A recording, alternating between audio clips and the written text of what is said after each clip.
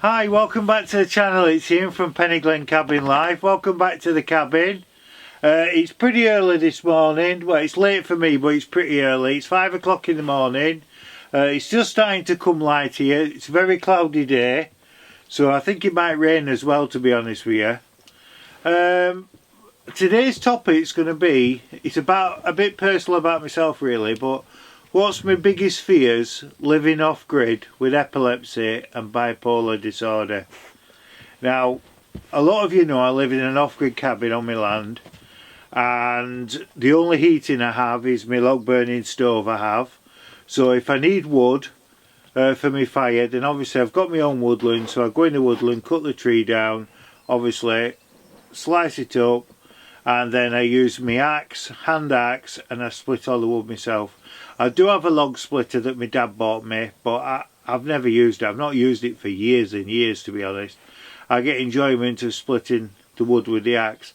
Now, in my previous video that I did, you'll see that I tried to split that log. It's a big log and it was full of knots, and in the end I had to surrender. So I couldn't get through it. So I've read the comments that a few people have put, and they've said to stick wedges in it with a hammer and it'll split it. So I'm going to have a go with that later on today or tomorrow. Today, if the weather stays fine, I'm going to get the sides done on the cabin, get some more boards on. Don't worry, I haven't just forgot about the topic we're talking about. I'll come back to that in a minute. I'm going on a tangent, aren't I? So I'm going to put the boards on. I've had problems with the damp proof course that I've put around that plastic. We've been having really bad winds for the last few days, and it blew all the back sheet off, so I had to put it on. So I put some battens all the way around the top and the sides to hold it in place, so it seemed fine after that, so it didn't blow off again. So I need to get the boards on as soon as I can, really, with the weather. Might be getting worse. So back onto the topic now. So what fears do I have living off-grid with epilepsy and bipolar? Right, first of all, the epilepsy. I've been very worried about that. Now, those of you who are new to the channel, I've got quite a few health complaints. I'm a walking miracle, as my dad says. I've got epilepsy. I had it when I was a child, and it went away, and for many years it never came back. I showed no signs of it. And what it was, on a previous video, you'll see that I put my log burner, a small log burner I had, in the gravel area on some flags, and I've been doing a bit of cooking out there and sitting out on the night with the fire on and having coffee and things like that. Well, that log burner was in here where this stove was, and it was fine. My dad got it second hand off his mate, so my dad came and we installed it. So I've told everybody this story before, but when we installed it about 2 years ago, I suddenly started getting epilepsy again. So I went to the hospital, had tests and everything, and they said something's triggered it. So they were asking me about everything and where do you live and all that, and I was telling them, and they said you need to check your fire, because if carbon monoxide is coming out of that fire, then it can re-trigger your epilepsy and carbon monoxide. And I said, what? I didn't know that. So when I came back, I ordered a carbon monoxide sensor, which I didn't have, which I know I should have. But anyway, as soon as I put the battery in, it started going off, didn't it? So I realised it was a fire, so I've changed the fire over to this stove, and I am still having fits, but they've told me that once you have one fit again, then it'll take quite a long time of having fits before it'll stop.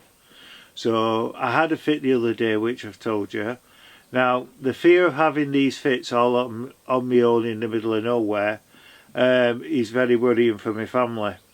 So I've mentioned this the other day on the channel. I've got the new Apple 6 watch, and I actually had a fit the other day, and I was in here, and usually I get a sign that I'm going to have a fit, and I come over funny. Well, I didn't get a sign, I just hit the floor, and then the watch sensed that my oxygen level in my body went low, also my blood sugars went low. So what it did was, with the watch, then there's lots of settings you can do, and there's one that's emergency and health setting. So in it I've put like what I suffer with, what meds I take, and then I've put phone numbers in. I've put my dad's number in, I put my brother Andrew's, my brother Stuart, I put my two sisters in, Sarah and Juliet, and I put my nephew Thomas in. And I put their phone numbers. So what it was, when I hit the floor, I think it waited about 10 seconds to see if I moved. And I didn't move, so what it did was, it texted, believe it or not, it texted all their phones, told them that I'd passed out, and it showed a map, and it showed a pin on it, exactly on my land where I was laid, if they had to get to me. And what it also did was ring 999 as well. So I didn't realise that I'd spoke to 999 because I'd hit the floor obviously, and eventually I started coming to, and my brother were ringing like mad, so I answered the phone and he said, has 999 rung you? And I'll be honest with you, I didn't know they had, and then I thought about it. I thought, well, I can remember a woman's voice, but I ain't got a clue what was said. So later on that day, the police rung back, and they checked I was okay, and they said that your watcher rung 999, all your health complaints was text to them, plus your medication, and also there was a pin as well showing exactly where I was on a map that they received. And they said that they asked me if I was okay, and apparently I said to them that I'd had a fit and I was alright, which to be honest I wasn't. I was all over the place. I couldn't walk properly for a good afternoon. My legs were wobbly and shaky. So they were just doing a follow-up call to make sure I was okay, which is really good. So I brought myself round. So really, that has been my biggest fear, that if I have a fit, I've had no help. So obviously now if I pass out or anything medical-wise, I'm okay. Now the other issue I have is I suffer with bipolar. Now I've had bipolar since I was 17, and I've been in and out of hospital quite a lot when I was younger. I've not actually been in hospital since, or seen a doctor since I was 24 when I got married.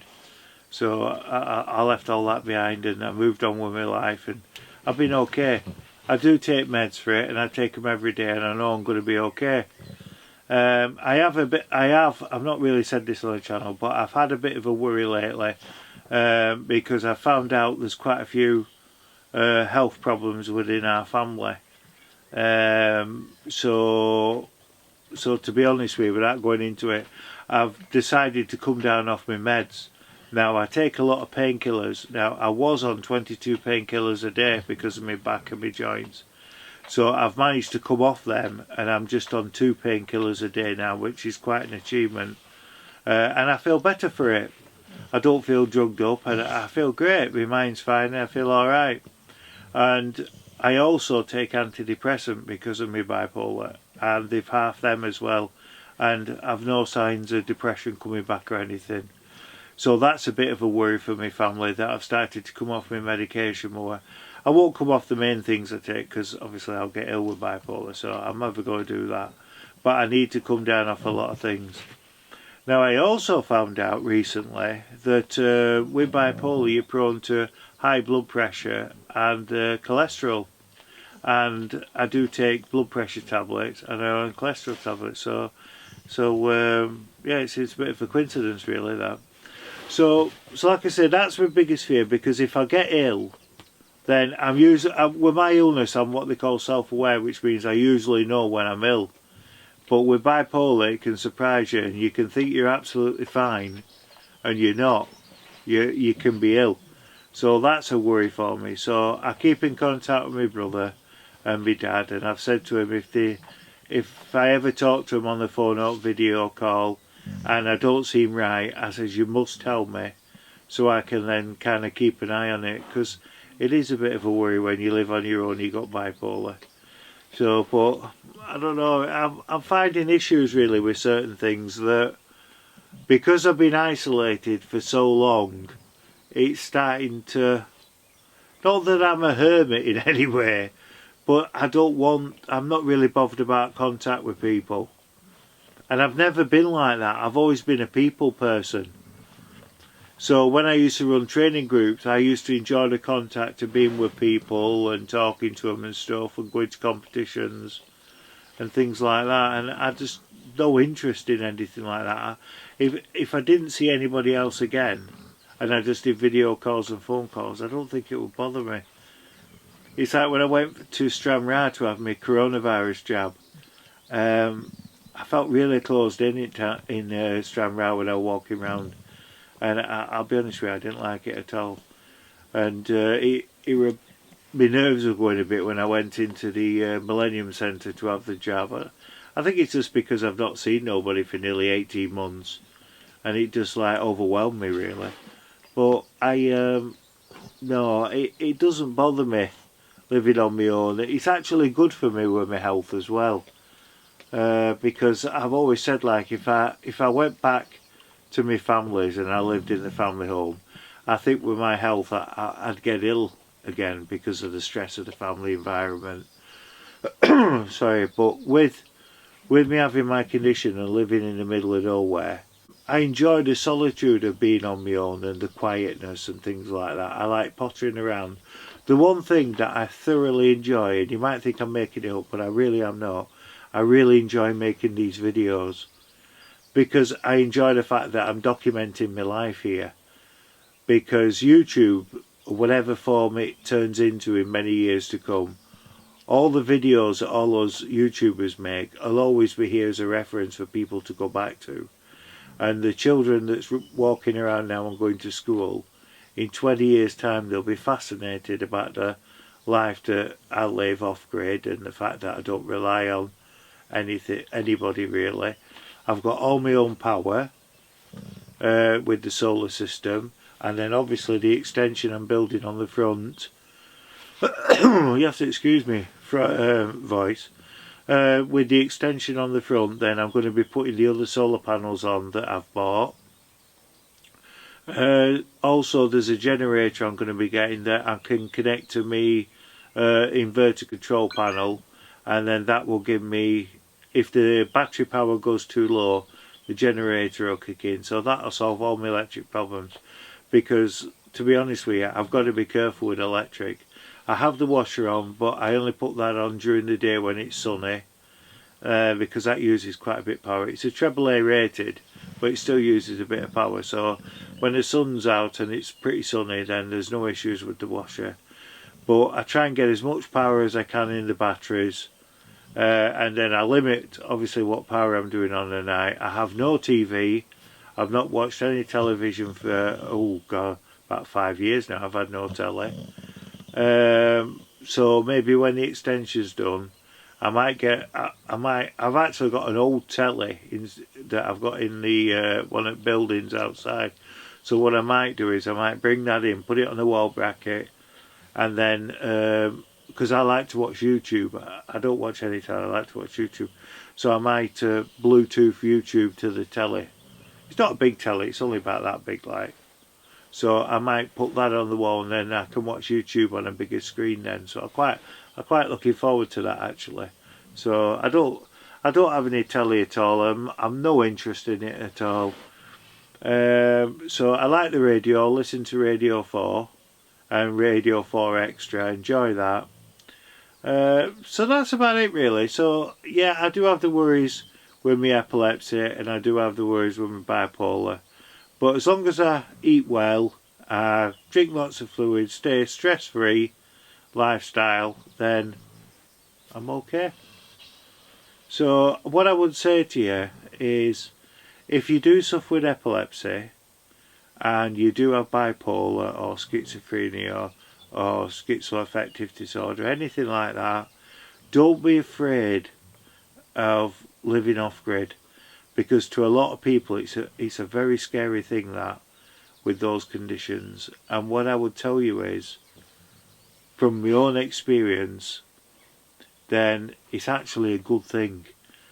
Because I've always found that with my health, that if I spend, how can I put it, most of my life with people and family and things like that, then you naturally have a lot of stress that's hitting you all the time. You don't see it, but living within a family structure can cause a lot of stress. and I don't have any of that. It's like, now, I'm not going to speak for a second, you'll understand what I mean. Did you hear dogs snarl then? No, but seriously, there's no noise. It's peaceful, it's tranquil. Now, within a family structure, you don't have that. And this quietness, this calmness is good for your health. And it's good for my health, and I felt better.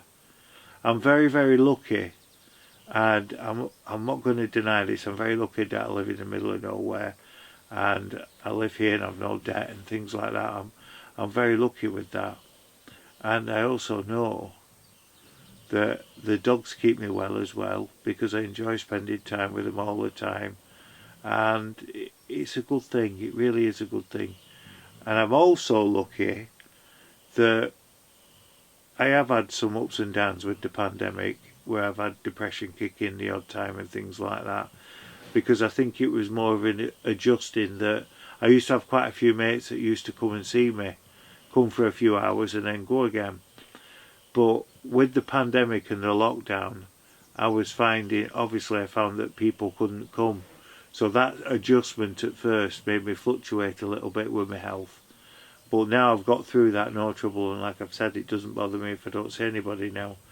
But yeah, I'm lucky that I've managed to come down off medication, come down off my antidepressants and mood stuff.